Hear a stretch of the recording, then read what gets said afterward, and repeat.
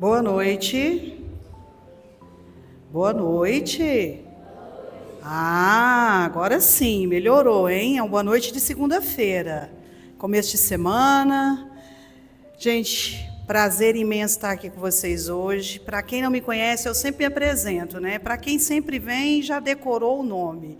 Meu nome é Poliana, eu sou trabalhadora da casa e hoje sou eu que vou ministrar essa palestra durante esses 40 minutos que a gente vai estar aqui em tratamento.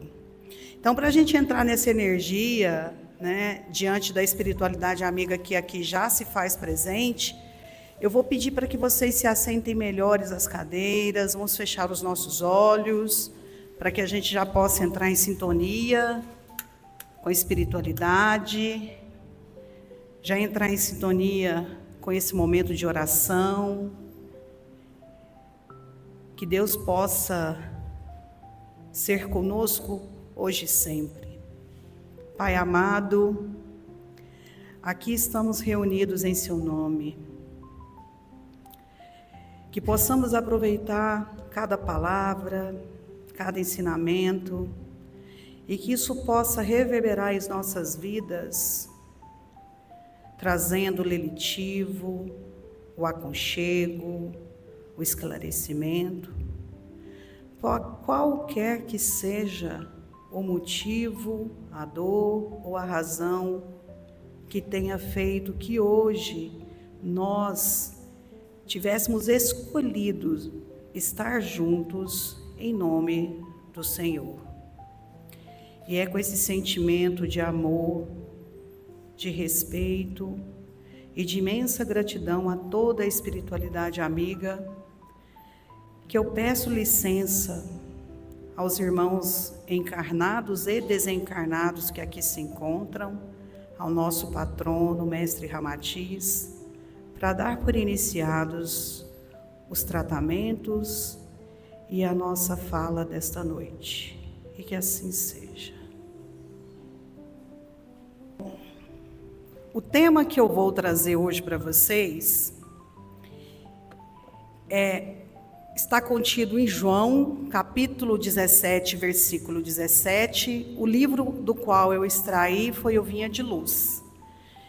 E ele tem como título Santificai-os na verdade. Quem disse isso foi Jesus a João, num dos seus momentos, aonde ele sempre trazia para os seus discípulos os seus ensinamentos. E essa fala hoje, ela basicamente vai nos trazer para o raciocínio do santificar, mas não no sentido do qual nós, humanos que somos, dentro das nossas dificuldades, vamos interpretar como se Cristo estivesse pedindo para que santificassem todos aqueles que o seguiam ou que tinham por ele uma crença. Não é nesse sentido, mas é no sentido de perdoar as nossas falhas e dar o direito de sermos santificados pela tua graça e tua glória. E ele começa nos dizendo o seguinte: não podemos esquecer que em se dirigindo ao Pai, no derradeiro momento dos apostolados, rogou-lhe Jesus santificasse os discípulos que ficariam no plano carnal. Os discípulos que o nosso irmão pede a seu Pai, a Deus, que intercedesse, somos nós. Todos nós. Os presentes aqui, os visíveis e os invisíveis aos olhos da grande maioria, todos nós somos merecedores desse pontificado e de sermos santificados. Pois se nós somos filhos de Deus, irmãos de Jesus Cristo, mesmo diante de todas as dificuldades que a gente pleiteia ao longo da nossa caminhada, dentro da nossa existência, ainda assim é válido a misericórdia divina. E nós vamos falar muito sobre o amor dentro desse texto, porque é só o amor que é capaz de livrar e perdoar a multidão dos pecados. E quem são esses pecadores? Toda a humanidade. Toda ela. Mesmo aqueles que se dizem não pecadores. Porque o pecado nada mais é que as dificuldades que a gente encontra ao longo da nossa caminhada como espíritos imortais, vivendo uma experiência na matéria. Então, ele continua aqui.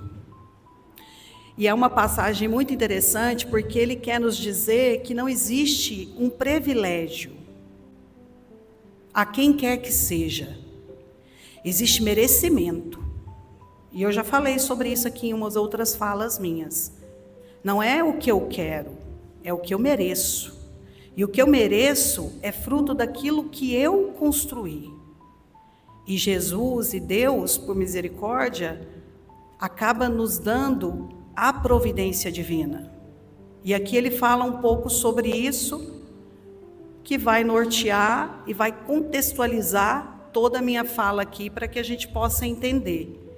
Mas hoje, o que eu quero que vocês saiam daqui da comunidade é com esse sentimento de amor. Porque o amor, ele é capaz de transmutar. E ele é o único sentimento que é um sentimento e uma ação. O amor. O mestre não pediu regalias e facilidades para os continuadores. Não recomendou ao Senhor que situasse os amigos em palácios encantados do prazer, nem os colocasse em privilégios particulares. Ao invés disso, suplicou ao Pai para que os santificasse na condição humana. É compreensível, portanto, que os discípulos sinceros recebam da providência maior quinhão de elementos purificadores em trabalhos e testemunhos benéficos. Na terra, quase sempre, o dever e a responsabilidade parecem esmagá-los. No entanto, a palavra do Evangelho é bastante clara no terreno das conquistas eternas. Vejam só, aqui ele deixa muito claro que ao invés disso, ele suplica ao Pai, que é Deus, que santificasse na condição humana. Condição humana é essa que nós estamos experienciando agora. Não é santificar no sentido de glorificar, de idolatria, de secretismo, de crença. Não era isso que Jesus pregava. Jesus fundou a pedra fundamental e pôs Pedro, que era um dos seus discípulos, como um dos seus corresponsáveis por isso. Mas eu tenho certeza que nenhum de vocês aqui, tendo conhecimento, seja dentro do catolicismo, do espiritismo ou da religião que vocês eventualmente venham, ou já desde então são espíritas ou evangélicos, porque para a gente aqui não faz nenhuma diferença. A nossa casa acolhe a qualquer um. A qualquer um. Porque a palavra é uma só. Indifere se eu vou pregar numa casa evangélica, se eu vou ministrar um culto numa igreja, se eu vou a qualquer outra casa espírita, a minha fala, ela tem que ser universal. Tem que ser uma fala de entendimento. E Jesus pregava dessa forma. Dentre os que o seguiam, tinha os fariseus, os saduceus, os elemitas, tantas pessoas, mas também tinha os doutores da lei, que o perseguiam, porque queriam achar o mínimo que fosse de uma coisa negativa para pré-julgar ou julgar. Então, quando ele fala de santificar, não é no sentido de nos tornarmos santos ou de termos privilégios, né? A providência maior vai ser o quinhão de elementos que vai nos facilitar a passar por uma purificação. Aonde? No trabalho do testemunho. E como que a gente vive isso? No dia a dia. O Evangelho, meus irmãos, ele é vivido no dia a dia, todos os dias. Nas nossas casas, nos nossos trabalhos, com as nossas famílias, com os nossos amigos, com os afetos e desafetos. Eu vejo, chegando aqui na nossa casa, eu trabalho em várias frentes de trabalho aqui, muitas pessoas precisando de ajuda. Muitas. E a maioria delas, quando vem nos buscar e que querem ajuda, são dores relacionadas às suas almas, aos seus espíritos. Então, o que é o maior que alguém pode ter, e que é o legado que Jesus nos deixa, da purificação, é no trabalho, porque é benéfico. E isso é vivido aqui, na terra, aonde nós nos encontramos encarnados. Qual é a vantagem quando se cumpre o dever de casa? É que após o nosso desencarne, levaremos menos atributos para fazer uma prestação de contas, que nada mais é que olhar para aquilo que fizemos e que não foi o que nós nos tínhamos colocado à disposição. Eu trouxe essa imagem, que é de uma passagem de um filme que chama Ben-Hur. Ben-Hur foi um judeu, foi perseguido e passou por muita provação nas mãos dos romanos. E essa passagem, Jesus estava em um lugar aonde um leproso estava sendo apedrejado. Como que ele podia pedir para santificar esses que o faziam? Quando ele fala de santificar, é nós, como pessoas, buscarmos o nosso melhor sentimento, a nossa melhor versão, a nossa melhor condição. Hoje estamos aqui, mas quem garante que não éramos um de nós aqui? Não temos a mínima noção de quantas vidas, em qual delas vivemos, o que fomos, e muitas vezes fomos algozes, em outras fomos vítimas. E por que eu trouxe um pouco dessa história de Ben-Hur? Porque fala de amor. Ben-Hur viveu dos palácios aos porões escuros de um navio, onde ele ficou preso por mais de 8 anos como escravo. Então a gente está falando de uma trajetória de santificado. Ele conseguiu achar esse equilíbrio. Foi fácil? Não. Perdeu a sua casa, a sua família, a sua dignidade e foi consumido por um ódio que fez com que ele vivesse durante 8 anos nesse navio como escravo. Para depois ele entender o trabalho da santificação do Cristo. Já no final da vida de Jesus, quando ele estava sendo crucificado. Então, para a gente continuar aqui, ele vem e nos diz, João, né? Não nos referimos a recompensas banais, de periferia. Destacamos o engrandecimento espiritual, a iluminação divina e a perfeição redentora, inacessíveis ainda ao entendimento comum. Em verdade, o Senhor anunciou sacrifícios e sofrimentos aos seguidores, acentuando, porém, que os não deixariam órfãos.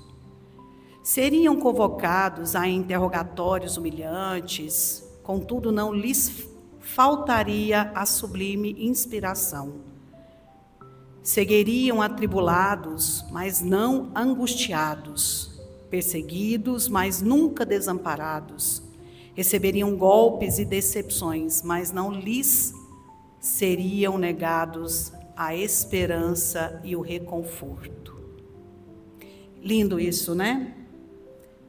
Então quer dizer que, diante de qualquer situação que nós passamos, ainda assim, nós somos todos os dias agraciados pela misericórdia de Deus. E tudo isso porque o amor que Ele tem por nós é infinitamente verdadeiro e puro em todos os aspectos. Porque aqui Ele fala que nós seríamos convocados a interrogatórios humilhantes, né? Faltaria a sublime inspiração, que nós seguiríamos atribulados, angustiados, perseguidos, mas a esperança e o reconforto seriam nosso bálsamo. A gente vive agora num momento que os valores do nosso país estão realmente sendo assim invertidos. Por conta da facilidade que nós temos e acesso à informação. Se você abre hoje uma rede social, seja lá qual for, é um enxovalho de mentiras e de notícias ruins. E a gente não perde meia hora do nosso dia, arrisco eu a dizer, para assistir aquilo que foi bom, que edifica, que muda a nossa vibração e a nossa sintonia. Porque pode não fazer sentido para vocês o que eu vou dizer, mas uma mensagem lida, ou no Instagram, ou no WhatsApp, ou sabe lá onde, né? Nesses Twitters da vida, nesses grupos que a gente acaba sendo inseridos, é grupo de trabalho, é grupo de família, é grupo de tanta coisa, sempre vai ter aquele que vai trazer o negativo.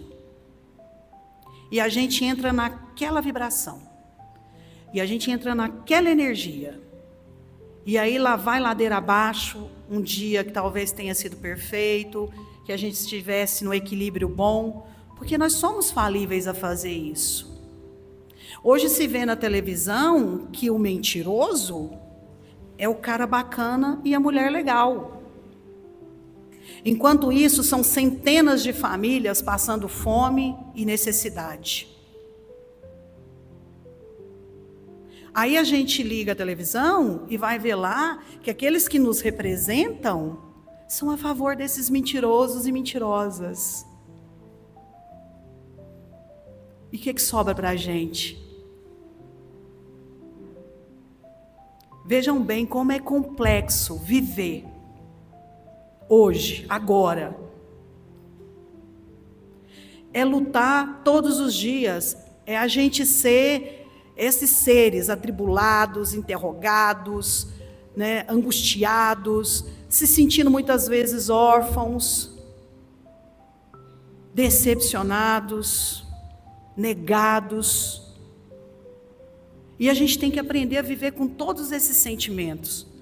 Mas eu queria agora falar de uma coisa muito boa que existe dentro de cada um de nós, que além de ser o amor, é o livre-arbítrio. Eu escolho não ler, não participar, porque eu sei que se eu fizer isso, eu vou entrar nesse círculo de energia, de vibração, e vou acabar atraindo para mim aquilo que eu não quero. E, consequentemente, eu vou doar para aqueles que estão perto de mim. A intolerância, a raiva, a incompreensão, a mentira, o ego, sentimentos ruins. E um só, com a palavrinha desse tamanzinho, é capaz de transmutar tudo isso. O amor. Porque quando a gente tem esse sentimento de amar, a gente não tem tempo para essas querelas. A gente pode se sentir responsável por tudo isso? Sim, nós somos responsáveis. Porque se cada um de nós não quisesse entrar nessa energia e quisesse mudar essa sintonia, mesmo tendo força, porque hoje são a grande maioria, as pessoas que vibram no negativo, seríamos nós os santificados, porque estaríamos vivendo o apostolado do Cristo. E Ele dá isso para a gente todos os dias. Nós temos a chance todos os dias, quando a gente acorda, de sermos o ponto de luz, de equilíbrio, de reestruturação. Porque gente para mentir, para enganar, para trazer sentimentos ruins, meus irmãos, o mundo está cheio. O mundo está cheio. É tão bonito quando a gente entra aqui em comunhão, no final, quando a gente termina as nossas falas, a energia do salão expande, porque está todo mundo na mesma vibração, que é a vibração do amor, da cura, do entendimento. É cólera, mas é uma cólera de amor, é contagiante. Assim como nós aqui agora estamos reunidos, centenas de outras casas, de templos, de todos os tipos de religião, tem pessoas que comungam da mesma experiência. E isso chega lá. Canal direto é aqui. Isso chega lá. E aqui ainda uma das passagens do filme, que é justamente quando Ben-Hur está sendo levado pelos soldados para onde ele iria, daí então, ficar preso nesse navio, né? E Jesus vem caminhando e ele está sendo açoitado e ele humildemente oferece água, ajudar. E vocês vão entender por que eu trouxe esse tema desse filme para dentro dessa fala. Judá foi uma pessoa que entendeu o apostolado e o santificado. Passou por muita coisa, mas ele entendeu. E todos nós aqui, diante de qualquer que seja a dor, podemos viver isso também, com as nossas dificuldades, as nossas dores. Eu queria ter uma chance de encontrar com Jesus. Confesso que eu não sei o que eu falaria para ele, mas acredito que eu estaria muito feliz se eu tivesse tido uma oportunidade dessa. E seguindo aqui, ele diz, né? Suportariam a incompreensão humana, todavia os desígnios superiores agiriam em favor deles. Sofreriam flagelações no mundo, no entanto, suas dores abasteceriam os celeiros das graças e da consolação para os aflitos. Muitas vezes participariam dos últimos lugares entre as criaturas terrestres, para serem dos primeiros na cooperação com o divino trabalhador. Seriam detidos nos cárceres, mas disporiam da presença dos anjos sob cânticos de glorificação. Carregariam cicatrizes por sinais celestes. Tolerariam sarcasmos em honrosos serviços à verdade. Linda essa parte, né? Aqui vem o bônus. De tudo que pode acontecer se nós conseguimos fazer essa real interpretação do nosso Mestre Jesus e de Deus. E não pensem vocês que quando a gente vem falar sobre o Cristo, sobre Deus, que a gente não tem as nossas dificuldades. Todos os dias nós somos convidados a fazer uma tarefinha que se chama autoconhecimento. Mas eu tenho uma coisa que me deixa muito feliz, e eu falo isso para vocês abertamente, quando a gente vem para a nossa casa fazer as falas ou os tratamentos, e a gente vê um número consideráveis de irmãos. Isso significa que a tomada de consciência se tornou maior. Nós temos um trabalho aqui na casa que ele não é tão antigo quanto os outros, que é o ser jovem. O João, que hoje é o nosso presidente, quando ele começou essa atividade, nós tínhamos pouquíssimos adolescentes. Hoje nós temos um número considerável de adolescentes. São esses espíritos que a gente chama de índigos, são essa nova geração que está vindo com esse conhecimento, com essa maturidade de responsabilidade com o que vai ficar do legado de nós. Que daqui a pouco já não vai ser mais a Poliana, vai ser alguém que estava lá no ser jovem, que começou lá, que estudou, que se preparou, que buscou entendimento para vir aqui falar para outras pessoas. Então, quando a gente vê a casa tomada de pessoas, de assistidos, que nos buscam, e a gente vê todo o processo de cada um, de evolução dentro dos tratamentos, isso é santificado.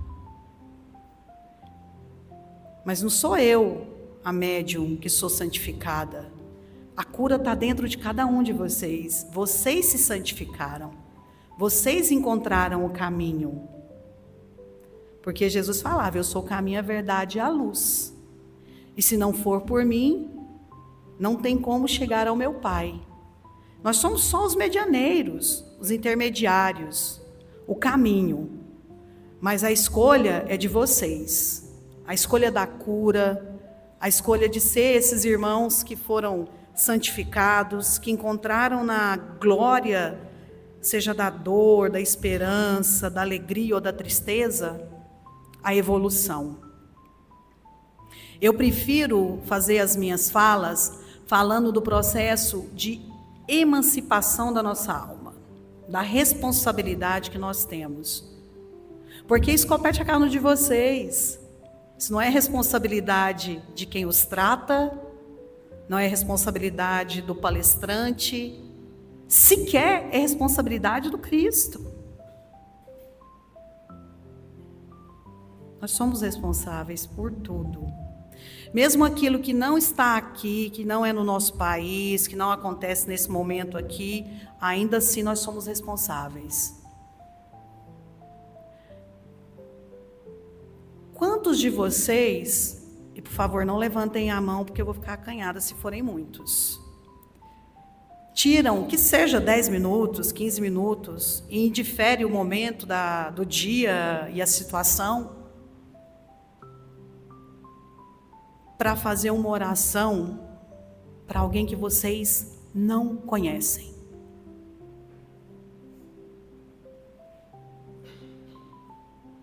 A gente faz para os nossos, mas a gente não oferece para o outro. Mas a gente quer ser santificado. E a gente quer a resolução dos problemas, a gente quer a glória, a gente quer tudo. E a gente não dá o mínimo. Nós não entregamos o mínimo. E eu me coloco também no bolo. É perene, é um trabalho diário para conseguir entender que não sou eu, somos nós. Não é para mim, é para todos.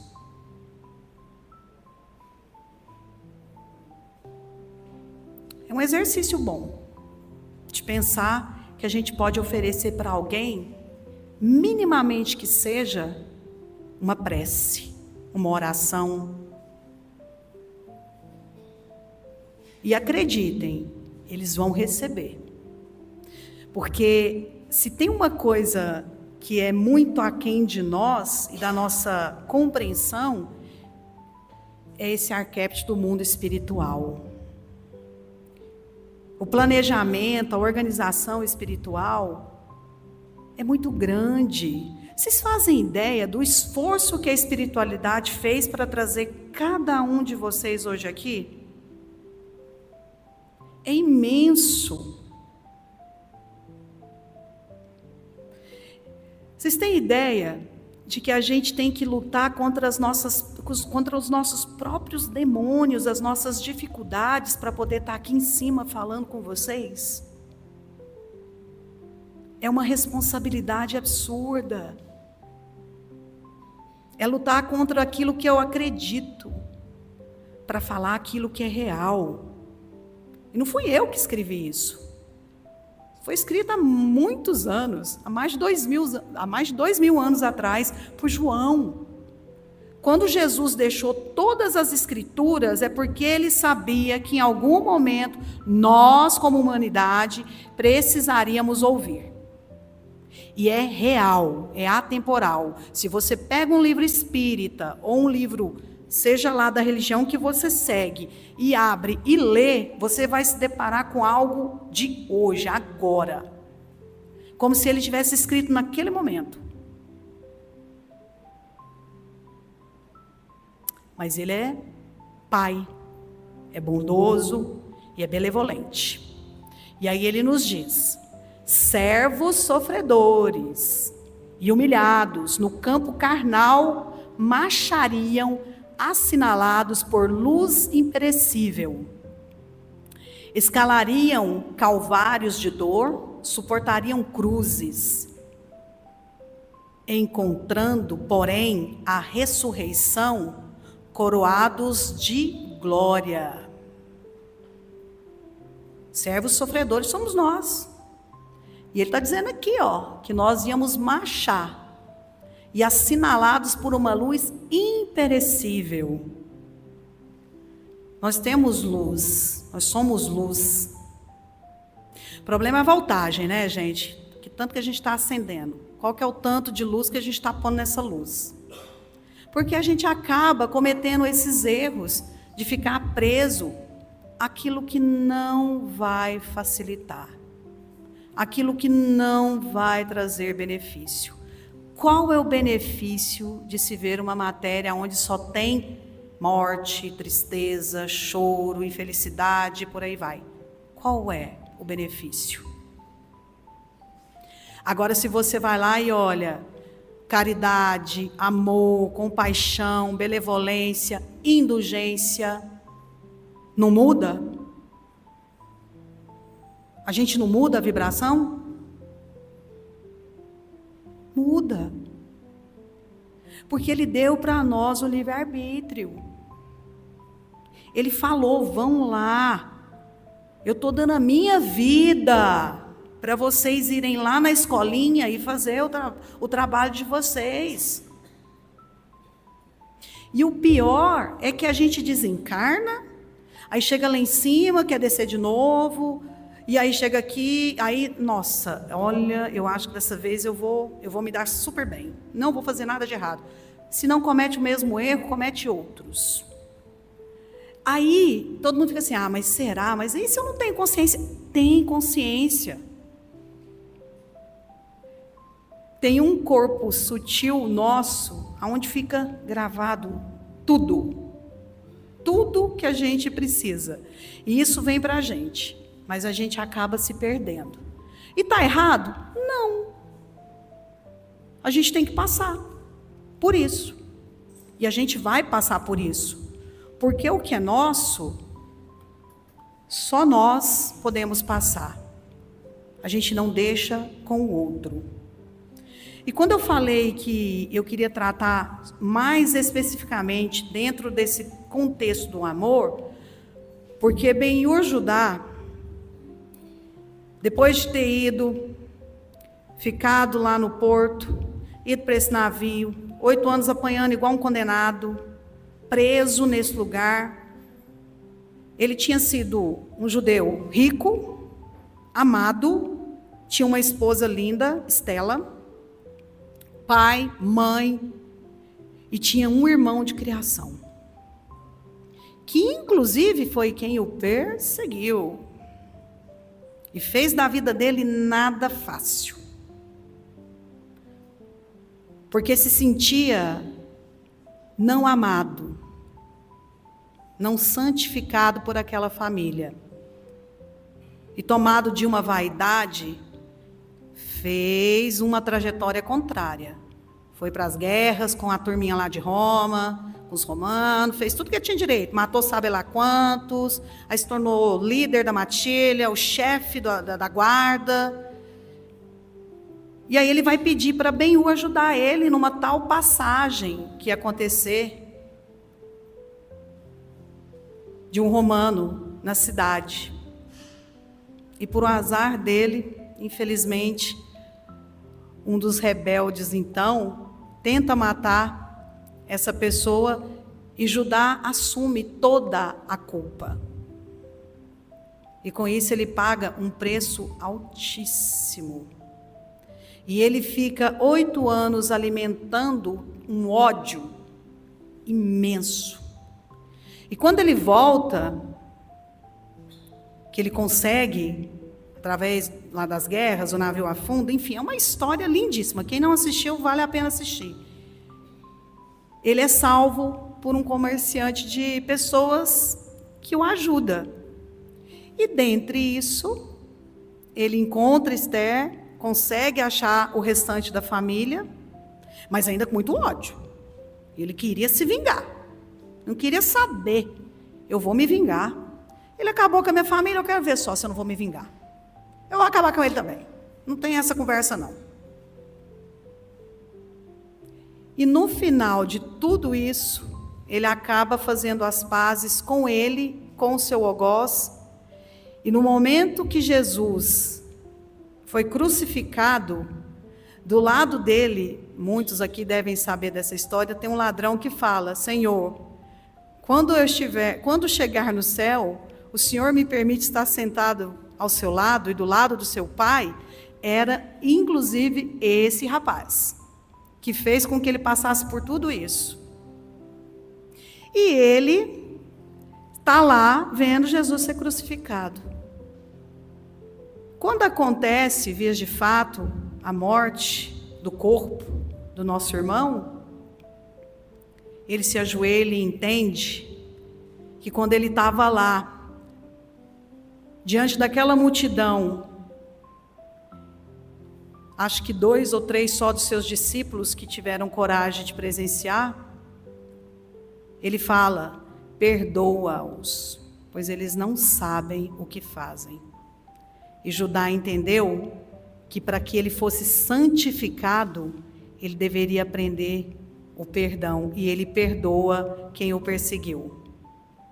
Então, meus irmãos, o amor é a única forma que a gente tem de mudar a nossa vibração.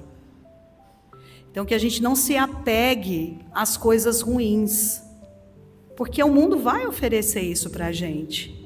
Mas cabe a cada um de vocês fazer a escolha de onde vibrar, como vibrar, com quem compartilhar, de que forma eu posso mudar. Não é fácil, mas é possível. E para finalizar, aí tem essa fala dele aqui que eu acho simplesmente muito perfeita, aonde Jesus diz: sois meus amigos, porque tudo quanto ouvi de meu Pai vos dei a conhecer. Jesus nos deu o caminho, a verdade e a vida. Então que nós sejamos responsáveis por esse legado. E que a gente entenda que o amor é esse sentimento único, verdadeiro e que pode transmutar qualquer sentimento. Qualquer um, meus irmãos. E é com essa sensação, e eu espero que vocês levem isso para casa, que o amor ele é capaz de nos fazer sentirmos pessoas melhores, de trazer essa paz e esse senso de equilíbrio, nós vamos passar para a nossa segunda parte dos tratamentos. Vou pedir para que vocês se assentem com as pernas um pouco mais recolhidas, para que assim os nossos irmãos possam estar aplicando os passes. Vamos fechar os nossos olhos. Antes da gente fechar os olhos, vocês viram que eu deixei uma flor branca aqui, né? Para vocês. Então agora de olhos fechados, vamos fazer uma respiração bem profunda, nos conectando com o aqui, com o agora, com o presente. Quem ama não abandona, quem ama não te troca, não te descarta e não desiste de você. O dialeto do amor é permanecer, é permanência. Já existem inúmeros estudos que comprovam que todos nós queremos pertencer. É difícil para nós entendermos que quem ama, muitas das vezes, vai de encontro a te confrontar. Mas o amor é leve. O amor tem um irmão que se chama permanência. Quem ama é permanente e quer permanecer. Isso implica em não se pôr ou se colocar diante de algo que possa nos trazer a dor. O amor não é dor. E ele não põe a troca de algo como barganha, como bens ou dinheiro, por interesse, mas sim pelo privilégio de estar com quem quer, com você, ao seu lado. Isso pode ser demonstrado de várias formas, como por exemplo, numa sexta-feira, que você pode chegar em casa e ter alguém, ou numa segunda-feira, depois de um dia tão cansativo, que no meio da tarde, alguém tira alguns minutos para te mandar uma figurinha ou um vídeo engraçado dizendo o quanto te ama. O amor tudo sofre, tudo crê, tudo suporta, tudo espera. O amor é uma rocha que sustenta uma grande aliança. O amor jamais acaba. É o que diz a palavra de Deus. O amor é permanente. O amor é permanência. E quem ama sabe o peso de amar e ser amado.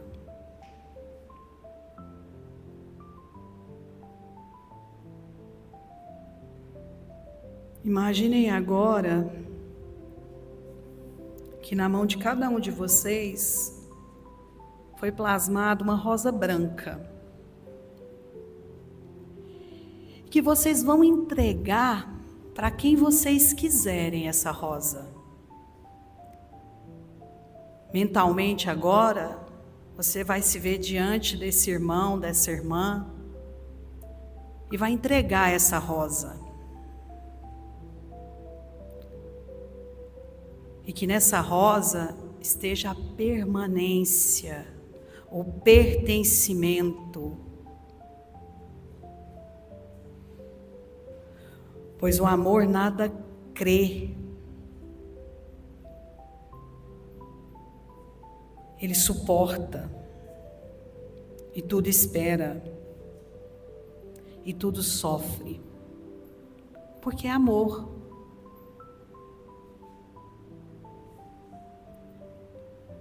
É esse sentimento, é essa ação, é esse movimento. E todos nós somos capazes de amar. Feliz daquele que vive esse pertencer.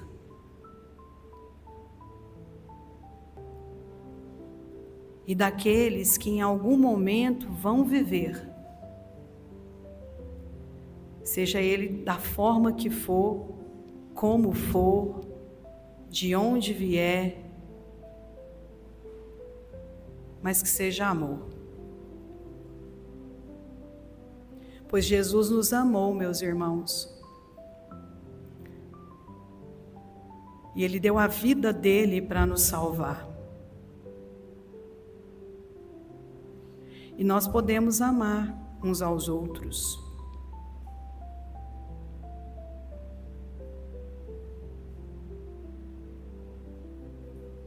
E agora, depois de entregarem essa rosa,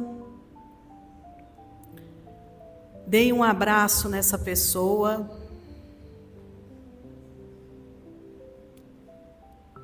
Façam uma respiração bem profunda. E com a prece que o nosso Pai nos deixou, que possamos agradecer a Tua honra e a Tua glória de estarmos aqui reunidos em nome dEle, em nome do Senhor. Dizendo: Pai nosso, que estais nos céus, santificado seja vosso nome. Venha a nós o vosso reino. Seja feita a vossa vontade, assim na terra como nos céus. O pão nosso de cada dia nos dai hoje. Perdoai as nossas ofensas, assim como nós perdoamos a quem nos tenha ofendido. E não os deixeis cair em tentação, Pai, mas livrai-nos de todo e qualquer mal, que assim seja. Agora vamos voltando devagar para cá, para o momento presente. Vamos abrindo os nossos olhos, sentindo o nosso corpo. Ancorados, todos bem? Gente, foi um prazer imenso. Eu espero que vocês levem um pouco desse sentimento para a casa de vocês, porque é só o amor. Eu acredito que é a única forma da gente existir como espíritos que somos, vivendo essa experiência no amor. E a gente se encontra novamente aqui logo em breve. Muito obrigada e que Deus acompanhe vocês.